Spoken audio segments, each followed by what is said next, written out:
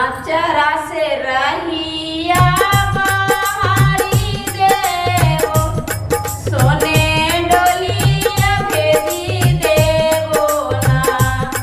गंगा मैया स्वामी जी के भेजा बोखा हरावा का डोलिया चढ़ी चली आई हना।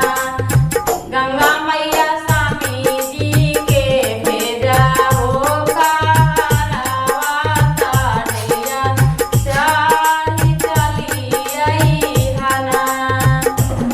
रहिया में फुलावा बिछाई देवो, आसानी लगाई देवो ना।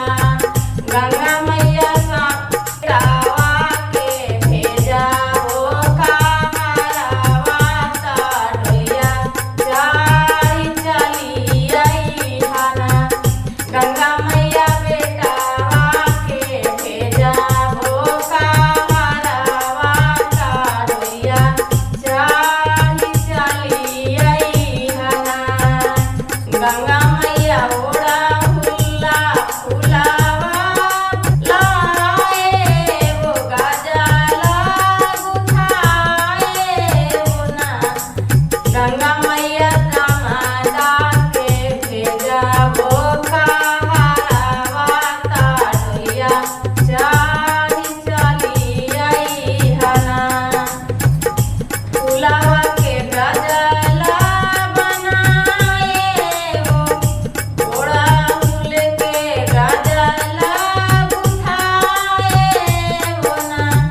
गंगा मैया दामादा के भेजा बोखा हरावा का डोलिया चढ़ी चली आई हना।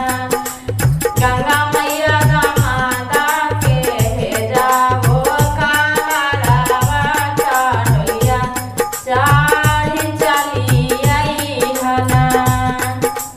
लहठिया आलता मंगाए वो, डालिया सजाए वो ना।